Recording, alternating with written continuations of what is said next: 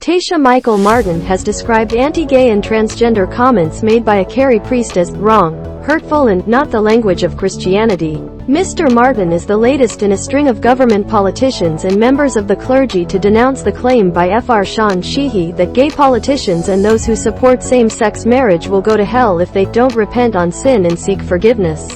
Bishop of Kerry Ray Browne has also apologized for Fr Sheehy's Sunday homilies in Listowel that condemn transgenderism, abortion, same-sex couples, and supplying condoms to teenagers. The Taoiseach said, "Those remarks were wrong, very disturbing, pretty hurtful to people generally, and in the LGBTQI community." Mr. Martin is the latest in a string of government politicians to denounce the claim by Father Seán Sheehy that gay politicians and those who support same-sex marriage will go to hell. He continued, "In my view, the language used was not the language of Christianity, and certainly would seem to me to be the language of exclusion as opposed to inclusion.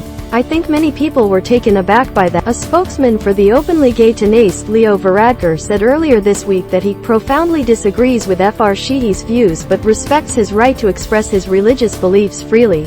The Tánaiste does not believe that gay people will go to hell for being who they are, nor does he believe that any man or woman can make such a judgment, the spokesman said. As Pope Francis said, "Who are we to judge?" Last Sunday, Fr Sheehy, deputising for Listowel parish priest Fr Declan O'Connell, who is on a pilgrimage, declared in his homily, "You rarely hear about sin, but it's rampant, it's rampant."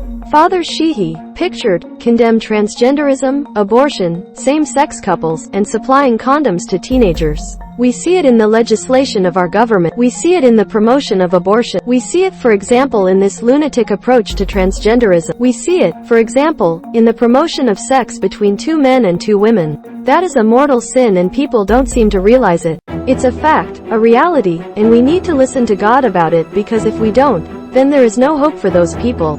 He later insisted that he stood by his remarks, explaining, "I do, because it is based on the scriptures and the teaching of the church." In a statement issued on Tuesday, the Bishop of Kerry said, "I am aware of the deep upset and hurt caused by the contents of the homilies in question delivered over the weekend. I apologize to all who were offended. The views expressed do not represent the Christian position. The homily at a regular weekend parish mass is not appropriate for such issues to be spoken of in such terms." Fr Sheehy appears to be aware of the storm of controversy his comments provoked, saying in church earlier this week that what he had said in the sermons was the truth. It was reported that he got a round of applause from some churchgoers, but that not everyone joined in. Fr Sheehy is a retired priest, who spent most of his working life in the United States, returning to his native Kerry in 2007 from his final post in Louisiana. He was one of two priests assigned to Kerry parishes on a loan basis from their U.S. dioceses, due to the chronic shortage of priests in Ireland. Less than 2 years later, he provoked outrage and was forced to resign his post after providing a character reference for a man convicted of sexually assaulting a woman. Fr Sheehy described the man as being always respectful of women, and maintained there was not an abusive bone in his body.